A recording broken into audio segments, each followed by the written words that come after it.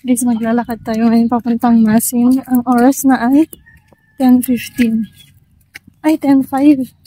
10:06. Dito ako sa Tupang, Zone 6. Okay, let's go. 10:17, nakarating na ako ng lampas ng Tupang Elementary School. Guys, galing na ako ng flash. Ngayon, diretso na tayo nagbasi. Naglayo, guys. Ano oras? 10:24. Yan, may malunggay dyan. Ang kapisan. Wait lang. Parang aambon kanina, pero ngayon medyo nag-stop na siya. Pwede naman tayo. Ano tayong umbrella. To the rescue. Nararamdaman ko na yung mga balakang ko. Medyo nagsisway-sway na sila. Patay mamaya ulit. Guys, paakyat na ito. Ay, paakyat. Ito sa cemetery. Oh. Okay. Ang init. Nainitan na ako.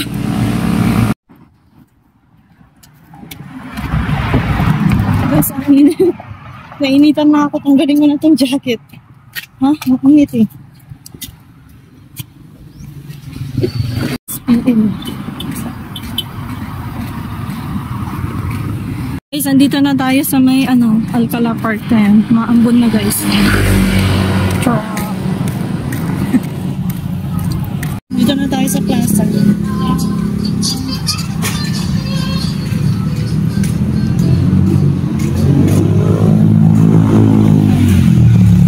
Lang tayo ng mga paninda natin. Guys, 10:47 na. 10:47. Nandito na tayo pababa na ng sentro. Ulit ako 20 oh. Ganito pala ang perks pagka naglalakad ka. Ito ang kinagandaan pag naglalakad ka na napupulot. Thank you, Lord. Siguro sabi ni Lord, mag-tricy ka na. Ayan, no, bigyan kita ng 20. O, binigyan ako ni Lord ng 20. Pero may time pa naman. Let's see, okay? Kasi 11:30 naman yun. Oh, ang ganda dito. Ang daming flowers. Kita ako ni Brad June. Ayun siya, pinasabay ko na yung chichirya. Dito na tayo sa may Bacolod. Ang bilis naman. Mabilis naman pala. Pero yung ulan medyo lang malakas. Dito na tayo. Dito na tayo sa may Tianyo. Saktong 11 a.m.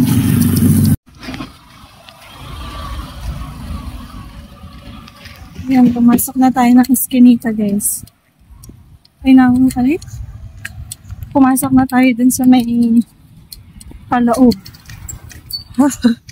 Wait lang.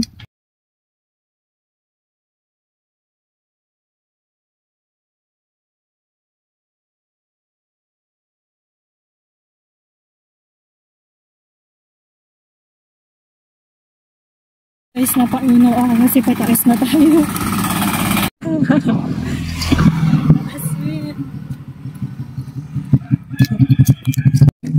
Ayan. Hindi mo naman kita yung sa baba.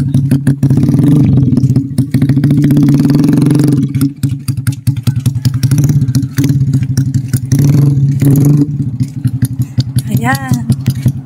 Yun. Finally. Dito yung may aso pagka ng gabi.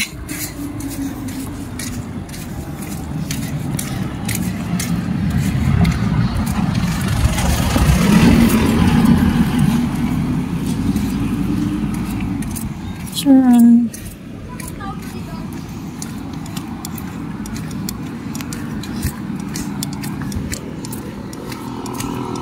Yan, paahon yan. Mabawi naman tayo sa pababa.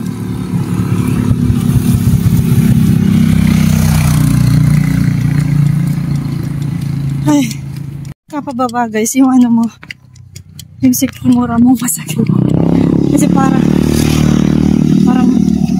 gusto niya mauna. Tayo dito, mamura daw ata dito eh.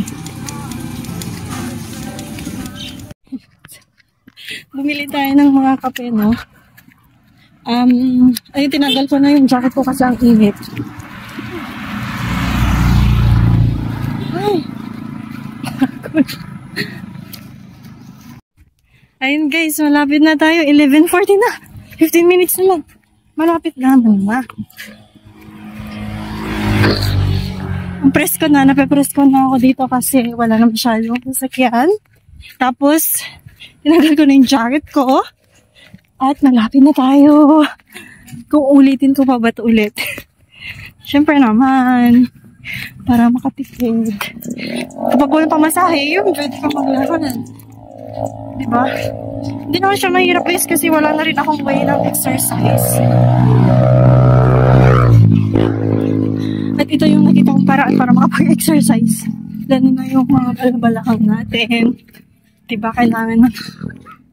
So, may tao na guys. Guys, salamat sa Diyos. Nandito na tayo.